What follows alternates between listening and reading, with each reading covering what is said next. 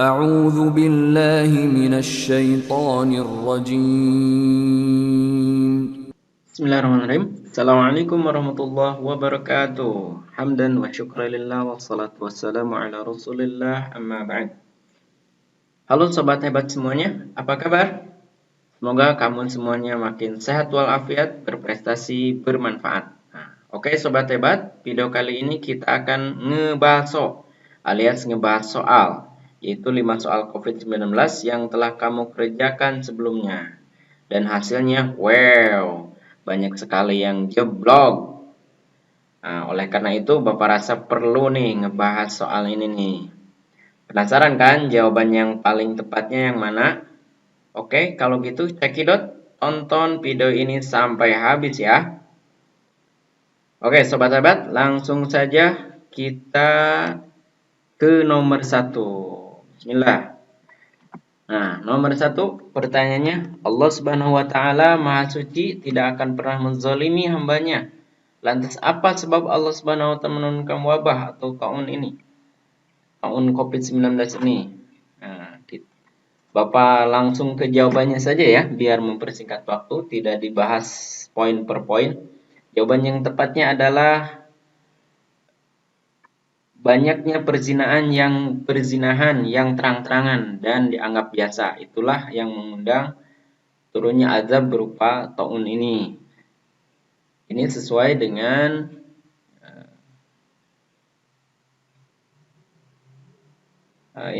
dengan hadis riwayat Ibnu Majah, nomor 4019. Lam tadhirul fahisyah. Tidaklah fahisah perbuatan keji itu seperti zina dan yang semisalnya, homo dan lain sebagainya, tersebar pada suatu kaum kemudian mereka melakukannya dengan terang-terangan. Lihat, kecuali akan tersebar di tengah-tengah mereka wabah penyakit taun. Kalian pernah dengar kan? Bapak sering, kalau sekarang itu kadang-kadang ada banyak di beberapa sekolah yang kenapa keluar sekolah? Oh, sekolah karena biasa. Biasanya itu sambil biasa. Itu sudah menganggap biasa perzinahan, itulah yang mengundang ya, wabah taun. Karena itu fahisyah yang sudah dibiasakan. Itu jawabannya. Oke, langsung ke nomor 2. Apa nomor 2? Soalnya kita cek. Allah Subhanahu wa taala Maha Suci, tidak satu pun ciptaannya yang sia-sia. Yakin orang Islam, tidak ada yang sia-sia. Allah Subhanahu wa taala menciptakan nyamuk dan makhluk yang lebih kecil dari nyamuk seperti virus, termasuk virus corona dan lain-lain, untuk memilah dan memilih mana yang bertambah iman, mana yang bertambah sesat atau dosa. Pernyataan tadi sesuai dengan ayat Al-Quran surat apa?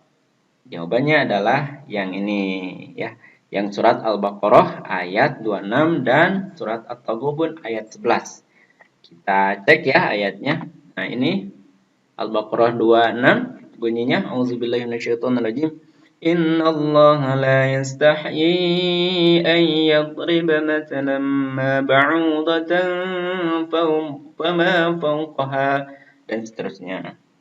Sungguh Allah tidak segan membuat perumpamaan berupa nyamuk atau yang lebih rendah dari nyamuk itu. Yang lebih rendah dari nyamuk itu termasuk virus, bakteri dan lain-lain. Adapun orang-orang yang beriman, maka mereka yakin bahwa perumpamaan itu adalah sesuatu yang hak, sesuatu yang benar, sesuatu yang baik dari Allah Subhanahu wa taala, dari Tuhan mereka. Tetapi mereka yang kafir mengatakan, apakah maksud Allah menjadikan ini untuk perumpamaan? Mereka menyoal Allah, orang kafir menyoal Allah.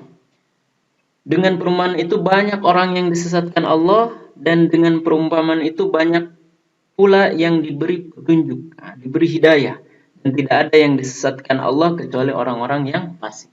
Mudah-mudahan kita termasuk orang yang beriman yang bertambah hidayah dan yang diberi hidayah ketika melihat suatu musibah ini. Dan naudzubillah, mudah-mudahan kita tidak bertambah sesat seperti orang-orang yang kafir, yang fasik dengan musibah ini. Amin ya Allah ya rabbal alamin. Baik, juga terdapat dalam surah At-Taghabun ayat 11. Ini ya bunyi ayatnya. A'udzu billahi minasy syaithanir rajim. Bismillahirrahmanirrahim. ما أصاب من مصيبة إلا بإذن الله ومن يؤمن بالله يهد قلبه والله بكل شيء عليم. Tidak ada suatu musibah pun yang menimpa seseorang kecuali dengan izin Allah. Mutlak semuanya terjadi dengan izin Allah. Dan barang siapa yang beriman kepada Allah, niscaya dia akan memberi petunjuk kepada hatinya. Nah, orang beriman ini, iman ini, musibah ini sesuatu yang baik bagi kita dari Allah Subhanahu wa taala, bagi orang beriman. Maka dia akan diberi petunjuk oleh Allah kepada hatinya. Yahdi qalbah. Dan Allah Maha mengetahui segala sesuatu. Mudah-mudahan kita sekali lagi termasuk orang-orang yang beriman yang bertambah petunjuk ketika bertemu dengan musibah. Amin ya Allah ya Rabbal alamin. Soal berikutnya, nomor 3. Hadis tentang wabah termasuk COVID-19 yang menerangkan bahwa wabah adalah rahmat bagi orang beriman dan azab bagi yang ia kehendaki. Hadis ini diterima dari Rasulullah SAW kemudian disampaikan kepada istrinya, yaitu istrinya yang bernama siapa? Khadijah, Aisyah, Hafsah, Zainab, atau semuanya benar? Yang benarnya adalah Aisyah. Kita cek ini hadisnya ya.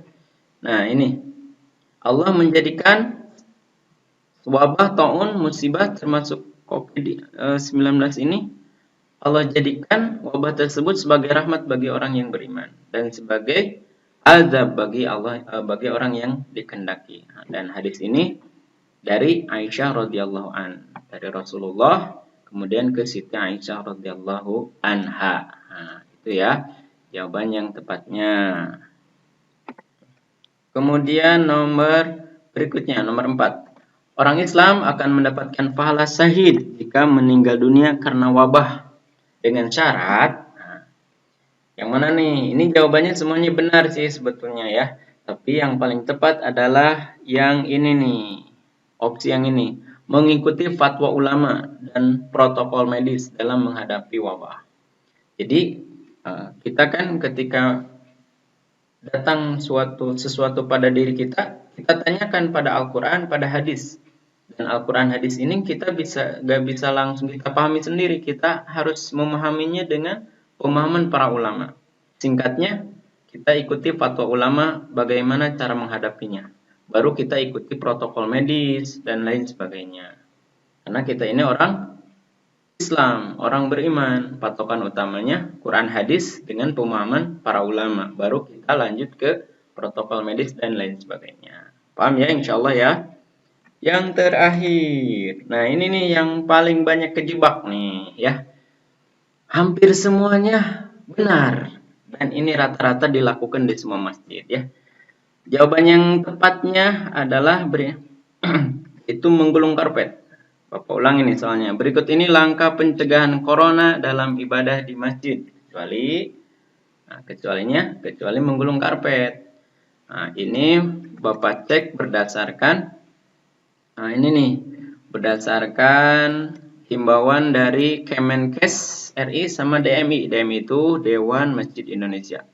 Di sini ada beberapa hal. Masjid musola jaga kebersihan dari COVID. Nah, ini diantaranya ya, teratur menjaga kebersihan lantai, menjaga kebersihan karpet dan alat sholat. Jadi karpet sebetulnya tidak harus digulung, yang penting dijaga kebersihannya. Karena sudah terwakili oleh membawa alas sujud. Nih, di sini nggak ada harus menggulung karpet. Mungkin itu saja ya.